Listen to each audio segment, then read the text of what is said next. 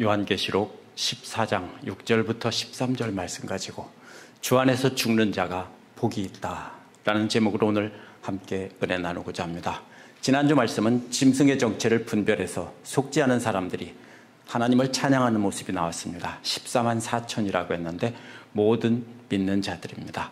이러한 찬양의 장면은 그 앞에서 나온 사탄의 가짜 삼위일체와 싸우는 공포스러운 장면과 대조가 되는 것이었습니다. 이어서 이러한 찬양에 참여할 수 있는 자격이 어떤 사람인지 설명을 했었습니다. 이제 초점은 구속받은 자들의 찬양에서 구속받지 못한 자들에 대한 심판으로 초점이 바뀝니다. 구속받지 못한 자들은 하나님의 진노의 잔을 받고 영원히 멸망할 것이라고 경고하는 내용입니다. 그러나 진짜 초점은 구속받지 못한 자들에 대한 심판이 아니라 구속받은 자들에 대한 위로입니다. 너희들을 심판하는 악한 자들은 이렇게 하나님께서 심판하실 것이라는 내용입니다. 그래서 영원한 멸망에 빠지는 구속받지 못한 자들과는 달리 반대로 구속받은 자들은 주님과 함께 영원히 안식을 누릴 것이기 때문에 복이 있다는 것입니다. 첫 번째로 6절에 보면 영원한 복음을 가진 것을 보았다라는 내용입니다. 우리가 계시록을 볼 때 흔히 느낌이 무섭다라고 그렇게 말합니다. 그렇죠? 그러나 알고 보면 무서운 내용이 아니라 위로와 축복의 말씀입니다. 요한은 앞에서 14만 4천이 찬양하는 모습을 보았다고 했고요. 이어서 6절에서 또 보았다 이렇게 말합니다. 요한이 또 본 것은 하늘 한가운데 날아다니는 천사입니다. 이 하늘 한가운데 날아다니는 장면은 똑같은 내용이 8장 13절에서 독수리 한 마리가 하늘 한가운데를 날아가며 화가 있다, 화가 있다, 화가 있다 한 데서 나왔습니다. 이 하늘 한가운데는 원어에서 보면 중간 하늘이란 뜻입니다. 이게 무슨 뜻이냐면요, 그냥 하늘은 이 우리가 보는 하늘이 아니라 하나님이 계신 곳을 의미하는 것입니다. 하늘이라고 하면요, 그래서 하나님을 이름을 부를 수가 없기 때문에 하늘에서 음성이 들렸다 이렇게 말하는 겁니다. 하늘로 올리운 자는 그러면 하나님께 올라갔다는 뜻이지 공중으로 올라갔다는 뜻이 아닙니다. 그런데 여기서 중간 하늘이라는 말은 우리가 보는 공중을 뜻합니다. 우리가 보는 공중에 눈으로 볼 수 있는 곳입니다. 그렇기 때문에 중간 하늘을 날아다니는 천사는 땅 위에 있는 모든 사람들이 한꺼번에 볼 수 있도록 하려는 것입니다. 그 천사는 영원한 복음을 가졌다고 했습니다. 그런데 복음에는 영원하다는 말이 붙은 것이 여기 딱 한 번 나옵니다. 복음이 영원할 수 없습니다. 왜냐하면 복음이란 기쁜 소식이란 말인데요, 예수 그리스도를 믿으면 구속의 은혜를 경험하게 된다는 것입니다. 그런데 이 소식은 영원한 게 아니라 예수님 다시 오시면 끝납니다. 그리고 그 다음에는 더 이상 기회가 없습니다. 그렇기 때문에 영원한 복음이 아닙니다. 그런데 여기서는 영원한 복음이라고 한 것은 아주 특별한 의미가 있습니다. 영원히 유효한 기쁜 소식이라는 뜻입니다. 여기서 영원한 복음이란 신실한 하나님의 백성들에게는 좋은 소식의 말씀이지만 믿지 않는 자들에게는 회개를 위한 마지막 부르심입니다. 대부분 이제 심판날이 다가왔고 하나님이 곧 심판할 것이니 창조주를 두려워하고 경외하고 경배하라는 마지막 경고에 초점이 있는 것입니다. 그 마지막 경고를 믿는 자들은 고난이 이제 곧 끝난다는 것이니까 기쁜 것이고요, 믿지 않는 자들에게는, 핍박하는 자들에게는 영원한 심판이 있다는 경고입니다. 바울도 고린도 후서에서 2장에서 비슷한 말을 했습니다. 하나님께서 자신들을 통해 예수 그리스도를 아는 냄새를 나타나게 하신다며 그 냄새는 구원을 얻는 자에게는 나 망하게 하는 자에게나 하나님 앞에서 그리스도의 향기라고 했습니다. 멸망에 이르는 사람들에게는 사망에 이르는 향기고 냄새이고 구원을 얻는 사람에게는 생명에 이르게 하는 냄새라고 했습니다. 바울도 복음의 양면성을 이야기한 겁니다. 믿는 자에게는 구원의 향기이지만 멸망할 자들에게는 그것은 죽음의 냄새인 것이 복음입니다. 왜냐하면 예수 믿으면 복을 받고 영생을 얻는다는 말씀은요, 믿는 사람에게는 좋은 소식이지만 그거를 거부하는 사람들은 영원한 심판에 빠진다는 것이기 때문에 죽음의 냄새라고 바울은 말한 것입니다. 바울 일행도요, 바울 일행이 전하는 복음을 듣고 구원을 받는다면 영원한 생명에 이르게 하는 향기가 되지만, 거부하는 사람은 영원한 멸망에 이르게 하는 죽음의 냄새다라고 했습니다. 따라서 이 영원한 복음이라는 말도 똑같은 그런 의미입니다. 영원한 복음을 들고 날아가는 천사가 모든 사람에게 복음을 들고 다니는 것을 보여주었습니다. 이제 곧 영원한 심판이 시작된다는 경고의 의미가 훨씬 더 강합니다. 복된 소식이란 뜻이라기보다는 이제는 영원한 심판이 이어진다라는 것입니다. 이제 곧 다 멸망할 것이니까 이제라도 회개하고 예수를 믿으라는 하나님의 한결같은 사랑의 표시입니다. 그래서 요한은 이어서 땅 위에 사는 모든 민족과 종족과 언어와 백성들 위해 선포할 복음이라고 추가적으로 그 대상을 설명한 것입니다. 네 종류의 사람은요, 땅 위에 있는 모든 사람들인데요, 그 천사가 갖고 있는 영원한 복음이 곧 이제 땅 아래로 떨어지는 겁니다. 구원을 받는다는 것은 그 복음은 영원히 유효할 수 없습니다. 때가 되면 그 제한은 끝나고 문을 닫는 겁니다. 그러나 그 제한이 끝나면 영원한 심판이 이어집니다. 따라서 영원한 복음이란 천사가 갖고 날아가는 것인데, 이제 그것이 땅에 떨어지면 거부하는 자들은 다 멸망한다는 경고이기 때문에 영원히 멸망하게 된다라는 것이 믿는 자들에게는 영원한 기쁨이고 위로의 소식이고 좋은 소식인 것입니다. 이것은 마치 이런 것과 같습니다. 1945년 6월 에놀라 게이라는 이름을 가진 B-29 폭격기가 일본 히로시마 상공에 날아간 것과 같습니다. 뭘 들고 있습니까? 그 폭격기는 이 원자폭탄을 투하하기 위해서 특별히 개조된 폭격기입니다. 그래서 매달려 있습니다. 떨어지면 어떻게 됩니까? 다 망하는 겁니다. 제가 비유로 들은 것입니다. 지금 천사가 영원한 복음을 들고 있다는 말은 바로 우리가 그런 의미로 해석해야 됩니다. 그런데 그것이 떨어지면 핍박을 받는 사람에게는 핍박받는 사람에게서 해방되는 것이고 영원한 안식에 들어가는 것이니까 기쁜 소식이지만, 거부하고 핍박하는 자들에게는 영원한 멸망의 소식입니다. 이것이 영원한 복음입니다. 두 번째로 7절부터 11절은 영원한 복음을 큰 소리로 말하는 내용입니다. 앞에서는 요한이 본 영원한 복음이라면 이제 들은 내용이 이어지는데요, 첫 번째 천사가 큰 소리로 말하기를 이렇게 말합니다. 중간 하늘을 나는 천사가 모든 것을 볼 수 있게 했다면, 이번에는 그 하늘에서 큰 소리로 말한 것은 땅 위에 사는 모든 사람들이 다 들을 수 있게 했다는 것입니다. 중간 하늘이라는 말은 없지만 역시 그 이어서 나온 천사이기 때문에 우리가 보는 하늘에 있는 것입니다.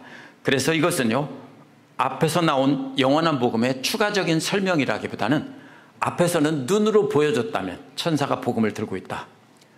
근데 이제 그 말씀으로 선포되는 것이 떨어지는 것으로 이렇게 볼 수 있습니다. 그래서 이 영원한 복음이 떨어지면 악한 세력들이 멸망한다는 소식입니다. 그래서 앞에서는 눈으로 본 것이고 이번에는 귀로 듣게 하신 겁니다. 영원한 복음이 터지기 전에 첫 번째 경고는요, 아직 터지지 않았습니다. 세 단계로 되어 있습니다. 첫 번째, 하나님을 두려워하라는 것은 마음으로 하나님을 두려워하는 마음을 가지라는 겁니다. 둘째 단계는 그분께 영광을 돌리라고 했는데, 이것은 입으로 말하고 찬양하라는 뜻입니다. 그래서 이번에는 입을 열어서 마음으로 두려워했다면 그 다음에 입을 열어서 찬양하는 것입니다. 그 이유는요, 심판의 시간이 가까이 왔기 때문입니다. 그러므로 세 번째는 경배하라고 했는데, 이것은 몸으로 엎드린다는 뜻입니다. 그래서 마음으로 두려워하고 입으로 찬양하고, 세 번째는 땅에 엎드려서 경배하라는 것입니다. 언제요? 지금 저것이 땅에 떨어져서 모두 망하기 전에. 그분이 누구신가 하면 하늘과 땅과 바다와 물의 샘을 지으신 분이라고 했습니다. 사실은 세 가지입니다. 하늘과 땅과 물인데요, 물을 둘로 나눴습니다. 바다의 물과 샘의 물. 샘이 뭐죠? 강물이 시작되는 곳입니다. 그래서 민물, 바다는 짠물이고요, 샘의 물은 민물입니다. 그래서 이 모든 것을, 온 세상 만물을 다 지으신 분이라고 설명하십니다. 그 다음에 두 번째 천사가 8절에서 첫 번째 천사의 뒤를 이어서 또 나타났습니다. 역시 중간 하늘을 날면서 큰 소리로 외쳤습니다. 그 소리는 무너졌다, 무너졌다, 큰 성 바벨론이 라는 뜻입니다. 제가 원어 순서 그대로 불렀습니다. 무너졌다, 무너졌다, 큰 성 바벨론이, 이렇게 되어 있습니다. 구약시대 바벨론은 세상 모든 왕국들의 중심입니다. 다니엘 4장 30절에서 뭐라고 하냐면요, 느부갓네살이 혼잣말로 말하기를 이 거대한 바벨론을 보라. 나의 권세와 능력과 나의 영화와 위엄이 그대로 나타나 있지 않은가 라고 중얼거리는 내용이 나옵니다. 그렇기 때문에 유대인들에게 바빌론은 온 세상의 정치적, 종교적인 중심지를 뜻하는 말입니다. 1세기 말 요한계시록이 기록되던 당시의 성도들에게는 바벨론이 없었습니다. 그럼에도 불구하고 바벨론이라고 말한 것은 로마 제국을 말한 것입니다. 그래서 바벨론과 로마 제국은 같은 말이고요, 로마 제국을 바벨론으로, 구약의 바벨론으로 비유적으로 말한 것입니다. 느부갓네살이 중얼거린 내용은 자신을 하나님의 자리에 올려놓은 내용입니다. 그래서 바벨론이 창조주 하나님을 경배하는 것으로부터 멀어지게 하고 유혹하던 무신론적인 정신의 상징입니다. 그리고 예루살렘이 거룩한 하나님의 도시라면 바벨론은 그 상반되는 관계인데요, 바로 사탄의 도성입니다. 멸망할 사탄의 도성이고 예루살렘은 거룩한 하나님의 도성의 상징입니다. 그 바벨론은 자기 음행의 진노의 포도주로부터 모든 민족들이 마시게 했다고 했는데요, 자기 음행이라는 말은 구약에서 하나님을 섬기면서 동시에 우상 숭배하던 자들을 음행이라고 늘 비유로 말했습니다. 그렇다면 이건 누구냐면요, 로마 제국 앞잡이가 되어서 황제 숭배는 우상 숭배가 아니라고 가르치던 기독교 지도자들입니다. 요한 당시에. 자기의 음행의 진노의 포도주라는 말은요, 우상 숭배의 열정이 담긴 포도주라고 볼 수도 있지만 이것은 바로 이 우상 숭배에 대한 열정이라기보다는 하나님의 진노의 포도주로 해석하는 것이 옳습니다. 이어서 또 다른 천사가 나옵니다. 세 번째 천사 역시 모두가 볼 수 있도록 중간 하늘을 날아다니면서 큰 소리로 외쳤습니다. 만약 누구든지 그 짐승과 짐승의 형상에 엎드려 절하게 하고 그 이마와 그 손에 표를 받는다면 하나님의 진노의 포도주를 마실 것이다 라는 겁니다. 13장 15절과 17절에서 나온 내용입니다. 이스라엘을 비롯해서 고대 근동 사람들은요, 포도주를 그냥 마시지 않았습니다. 포도주를 어떻게 우리처럼 설탕을 넣고 담는 게 아니고 그냥 포도를 으깨서 보관해 놓으면 저절로 알코올 발효가 일어나서 포도주가 되는데요, 거기에다가 물을 타서, 물에 포도주를 조금 타서 음료수처럼 마셨습니다. 이것이 그 사람들이 포도주 마시는 방식입니다. 근데 여기서 뭐라고 했냐면요, 이 포도주는 물을 섞어서 묽게 하지 않은 포도주라고 했습니다. 원어는 하나님의 진노의 잔에 섞지 않은 것을 완전히 섞었다, 이런 뜻입니다. 원래 포도주 자체가 물을 안 타면 독한 것입니다. 근데 거기다 뭐를 넣어요? 더 독한 것을 거기다가 섞었다는 겁니다. 원래는 물을 섞어야 됩니다. 그래야 마실 수 있는데 독한 포도주 원액에다가 거기다가 더 독한 어떤 성분을 넣었다는 뜻입니다. 그래서 하나님의 진노의 포도주에 독한 것을 섞은 것이 바로 뭐냐면요, 불과 유황 안에서 고통을 받는 것입니다. 사탄과 그의 졸개들은 이마와 손에 짐승의 표를 받지 않으면 사고 팔지 못하게 한다고 한 것과 대조가 됩니다. 그들은 겨우 사고 팔지 못하게 해서 고통을 받게 하려고 했습니다. 그러나 하나님은 불과 유황 안에서 영원히 고통받게 하신다는 겁니다. 비교가 안 되죠.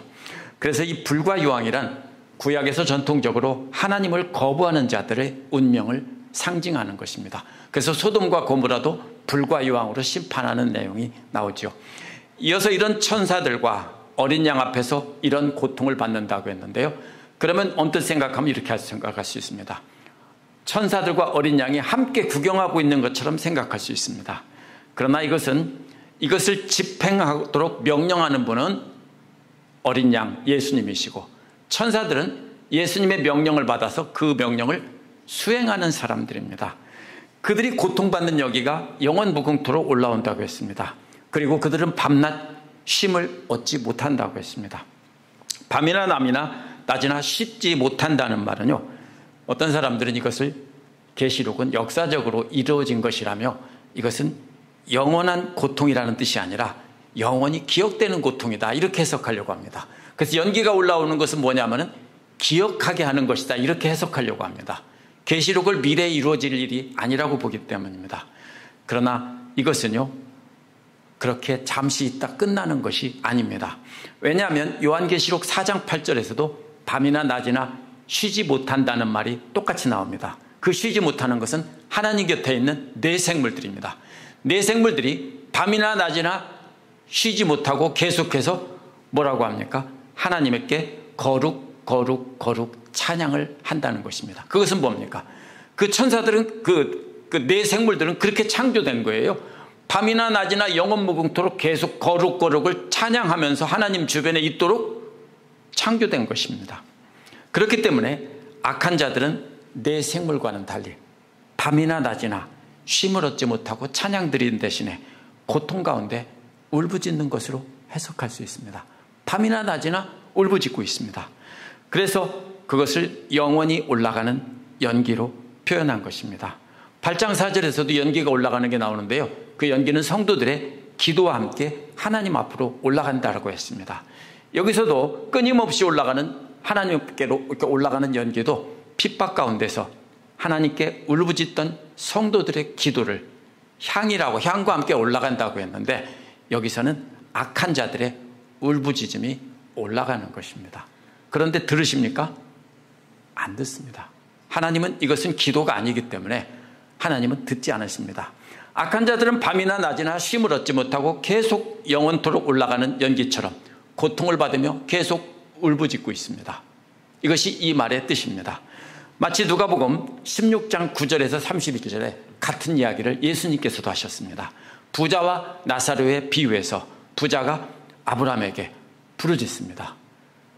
그 나사로로 하여금 내 혀에 물을 묻혀서 좀 쉬게 해 주십시오, 시원하게 해 주십시오 라고 울부짖습니다. 그러나 안 된다라고 합니다. 하나님께서는 그들의 울부짖는 소리를, 영원토록 울부짖는 소리를 듣지 않으십니다. 그래서 이어서 밤낮 쉼을 얻지 못하는 자들이 짐승과 그 우상에게 경배하는 자들이나 그 누구든지 그 이름의 표를 받은 자들이라고 덧붙입니다. 이걸 들으면 무서울 것 같지만 무서울 것 하나도 없습니다. 왜냐하면 그들에게 핍박받는 우리 믿는 자들에게는 바로 소망의 메시지이기 때문입니다. 12절에서 13절은요, 주 안에서 죽는 자들은 수고를 마치고 쉬게 될 것이라는 내용이 나옵니다.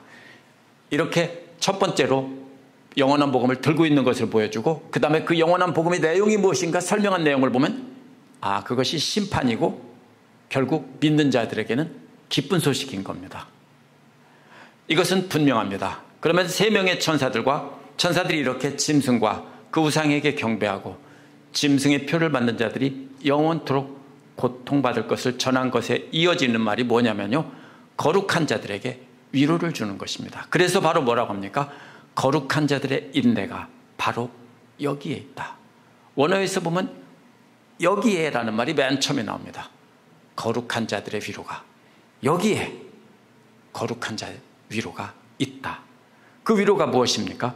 그것은 거룩한 자들의 인내는요, 밤낮으로 쉼을 갖지 못하고 영원토록 올라가는 고통의 연기와는 대조가 됩니다. 왜냐하면 악한 자들의 고통은 영원하지만 거룩한 자들이 인내는요, 잠깐이기 때문입니다. 그렇죠? 영원한 시간에 비해서 이 땅에서 복음 전하며 고통을 받는 것은 잠깐이기 때문에 그 거룩한 자들의 인내, 바로 여기에 바로 있다는 겁니다. 바로 여기에 거룩한 자들의 인내가 있다. 그래서 우리가 인내하는 거다, 이런 뜻입니다. 거룩한 자들이란 하나님의 계명과 예수의 믿음을 지키는 자들이라고 했습니다. 하나님의 계명과 예수의 믿음이라는 말이 비슷한 말이 12장 17절에도 나오는데요, 하나님의 계명을 지키고 예수의 증언을 지키는 자들이라고 뒷부분만 살짝 바뀌었습니다. 무슨 뜻입니까? 그러면 하나님의 계명은 하나님의 계명을 지키는 것이 분명합니다. 똑같기 때문에. 근데 예수의 믿음이라는 말은 앞에서는 예수의 증언이라고 했기 때문에 예수를 믿고 예수님을 말로 증언하는 것이 예수의 믿음입니다. 같은 내용을 말만 바꿔서 12장 17절과 여기서 말한 것입니다. 그래서 이것을 세번역은 예수를 믿는 믿음이라고 했는데요. 이것은 예수를 믿는 믿음이 아니고요. 12장 17절처럼 예수의 증언을 가졌는데 그 믿음은 예수 그리스도로부터 온 것이라는 뜻입니다. 예수 그리스도로부터 온 그 믿음을 증언하고 있는 것이 예수의 믿음입니다. 그래서 예수 믿음은 이란 말은 예수 그리스도로부터 온 복음의 전통입니다. 그래서 잘 생각해 보십시오. 하나님의 계명이 주로 어디에 담겨 있습니까? 구약 성경, 주로 모세 오경에 담겨 있죠. 물론 다른 예언서들도 시가서들도 다 계명으로 이렇게 설명이 되어 있습니다. 그러면 앞에서는 구약 성경에 나타난 것이라면 예수님으로부터 온 복음의 전통, 예수님으로부터 온 그 복음을 이들이 가지고 증거하던 것은 신약 성경에 기록된 내용으로 볼 수 있습니다. 그렇기 때문에 신구약 성경에 나타난 하나님의 계명을 지키고 예수 그리스도를 증언하며 그 믿음을 계속 간직하는 자들의 인내가 바로 여기 있다. 왜 우리가 그렇게 인내하는지 그 이유가 바로 여기에 있다, 이런 뜻입니다. 거짓으로 하나님과 예수 그리스도를 믿는다고 하는 자들에 대한 심판은 영원하지만 거룩한 자들이 이 땅에서 받는 고통은 일시적이라는 겁니다. 너희들을 핍박하는 저들은 지금은 세상에서 부귀영화 누리지만 저들의 부귀영화는 잠깐이고 너희들의 고통의 인내도 잠깐이고 너희들의 안식은 영원하고 저들의 고통은 또 영원하다, 이런 뜻입니다. 그래서 거룩한 자들이 인내하는 것이라는 뜻으로 거룩한 자들의 인내가 바로 여기에 있다고 한 것입니다. 요한은 또 하늘에서 들려오는 음성을 들었습니다. 그러나 이번에는 중간 하늘이라는 말이 없고요, 그냥 하늘입니다. 무슨 뜻입니까? 하나님께서 말씀하셨다는 뜻입니다. 여기서 하늘이라는 말은 중간 하늘이라고 하면 공중을 말하는 것이고요, 그냥 하늘이라고 하면 하나님입니다. 그래서 하나님께서 말씀하신 겁니다. 성경에서 하늘이라는 말을 쓰는 것은 하나님의 이름을 부르면 하나님을 모독하는 것이 되기 때문에 하나님 대신해서 하늘이라는 말을 쓰는 것입니다. 하늘에서 들려온 하나님의 명령은 기록하라는 겁니다. 왜 기록합니까? 보통은 전하라고 했는데 여기서는 기록하라고 했습니다. 이유는 뭡니까? 이것은 잘 간직해서 다음 세대 영원히 계속해서 전달하라는 뜻입니다. 그리고서 그 내용이 뭡니까? 이제부터 주 안에 죽는 사람은 복이 있다는 말을 기록하라는 겁니다. 이 말은 12절에서 나온 예수 그리스도부터 온 믿음 안에서 라는 뜻입니다. 주 안에서라는 말은요, 예수 그리스도를 증거하다가 그 증거하는 믿음으로 인해서 죽는 사람은 복이 있다는 겁니다. 그 뒤에 또 누가 나오냐면요, 성령께서 말씀하셨다, 이렇게 나옵니다. 성령께서 뭐라고 말했습니까? 그렇다라고 합니다. 하나님께서, 성부 하나님이 말씀하신 것을 성령께서 그렇다라고 말합니다. 성자 예수님은 어디 계십니까? 여기 이들이 전하는 복음 안에 있습니다. 그래서 주 안에서 죽는 사람은 복이 있다는 말이 맞다라고 성령께서도 증거해 주셨습니다. 그렇기 때문에 이제부터 그들은 수고는 쉬게 될 것이다 라고 했습니다. 여기서 쉰다는 말은요, 11절에서 영원히 쉼을 갖지 못하는 악한 자들과 대조가 됩니다. 저들은 영원히 쉬지 못한다고 했는데 여기서는 너희들은 이제부터 쉬게 될 것이다. 그렇기 때문에 이것이 바로 상입니다. 그렇기 때문에 하나님의 계명과 예수 그리스도로부터 온 믿음을 간직하고 증거한 자들이 그들이 행한 그 일들이 그들을 따라다닌다고 했습니다. 무슨 뜻입니까 이게? 하나님 앞에 가든 누구 앞에 가든 항상 가면 그들이 한 일이 전부 졸졸 따라다니면서 사람들이 보기만 해도 설명이 다 된다는 것입니다. 어떻게 되어 있을까요? 아마 대형 프로젝터가 따라다니면서 모니터에서 그것을 쫙 보여줄까요? 어떤 것인지 모르겠습니다. 계속해서 따라다닌다는 겁니다. 그들의 인내와 수고한 증거가. 그래서 그들이 잠시 이 땅에서 고난을 견디며 하나님의 계명과 예수 그리스도로부터 온 복음을 간직한 것에 대한 보상은 영원토록 그들을 따라다니며 그들을 쉬게 하고 그들을 높이기 때문에 이것이 영원한 것입니다. 오늘 말씀은 영원한 복음을 들고 중간 하늘을 날아다닌 천사는 영원한 복음을 모든 사람에게 보여주며 경고한 것이고요. 이어서 새 천사가 나타나서 큰 소리로 외친 것은 그 영원한 복음의 내용이 무엇인지를 설명한 내용입니다. 이것을 두고 하나님의 심판이 무섭다라고 하면 안 됩니다. 끝까지 하나님을 대적하고 거역하는 인간들에게도 마지막까지 기회를 주는 것이기 때문입니다. 이게 얼마나 놀라운 말씀입니까? 사실은 세상적인 적이 같으면 그렇게 오랫동안 경고해도 듣지 않을 때는 그냥 쓸어야 맞는데 이번에는 마지막 경고를 하고 계신 하나님의 자비하심입니다. 그래서 끝까지 하나님을 대적하고 거역하는 인간들을 참고 또 참으시는 하나님께서 마지막으로 사랑의 경고를 하시는 장면입니다. 따라서 이 표현은 하나님의 한결같은 사랑의 표현입니다. 그동안은 구약 성경으로부터 신약 성경을 통해서 계속 경고만 했는데 이제는 진짜 마지막이라는 것입니다. 아직은 그러니까 기회가 있습니다. 아직 그 영원한 복음이 나타나지 않았기 때문에 아직은 기회가 있습니다. 그 복음을 듣고 예수를 믿으면 구원을 받지만 그렇지 않다면 한 사람도 없이 영원한 고통에 빠져서 영원히 올라오는 연기처럼 그들은 계속해서 울부짖을 것이라는 것입니다. 요한을 통해 주신 이러한 영원한 복음에 대한 말씀을 예수를 믿고 증거하고 고통받던 1세기 요한의 성도들에게 주신 위로의 말씀입니다. 요한계시록은 본래 우리에게 주신 말씀이 아니고요. 1세기 요한의 성도들 소아시아 7교회에게 주신 말씀이에요. 그러나 그 말씀은 또한 영원한 교회 우리 모두에게도 주신 말씀이에요. 1차적으로 처음 봤던 사람들이 1세기 성도들이란 뜻입니다. 그들에게 위로의 말씀입니다. 로마 제국의 앞잡이 노릇하는 거짓 예언자들의 거짓 가르침에 속지 않고 핍박을 받으면서도 하나님의 계명을 지키고 예수 그리스도를 증거하는 일을 계속한 사람들에 대해서 악한 자들, 너희를 심판하는 자들을 내가 영원히 멸하겠다라는 위로의 말씀입니다. 이는 하나님의 말씀을 따라 살며 예수 그리스도를 증거하며 악한 세상과 타협하지 않는 오늘날 거룩한 그리스도인들에게도 주는 위로입니다. 바울은 고린도전서 3장 10절에서 15절에서 비슷한 내용을 다른 비유로 설명했습니다. 건축물의 비유가 나오는데요. 예수 그리스도라는 기초 위에 금이나 은이나 진귀한 돌로 집을 짓는 것과 또 나무나 풀이나 짚으로 짓는 사람들을 말합니다. 그런데 똑같이 집을 지었는데 마지막 날에 불로 중공 검사를 한다고 했습니다. 어떻게 합니까? 토치램프 같은 걸로 화염방사기 같은 걸로 다 태워보는 겁니다. 그러면 나무나 풀이나 집으로 만든 집들은 홀랑 날아가 버리고 아무것도 남지 않지만 금이나 은이나 진귀한 돌로 지은 사람들은 남는다고 한 것이 바울의 그 비유입니다. 그래서 바울이 그렇게 했다는 것입니다.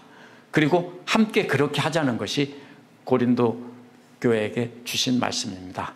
그래서 우리가 금이나 은이나 진귀한 돌로 비유된 예수 그리스도의 영원한 진리의 말씀을 증거하며 삶을 살아가는 사람은 금이나 은이나 진귀한 보석 같은 것으로 집을 짓는 사람들입니다. 그 사람들은 영원히 위로를 받을 것입니다. 그들이 죽기까지 충성하며 금이나 은이나 진귀한 돌로 예수 그리스도의 기초 위에 집을 지었기 때문입니다. 그래서 주님 안에서 죽는 사람은 복이 있다는 겁니다. 꼭 죽지 않아도 돼요.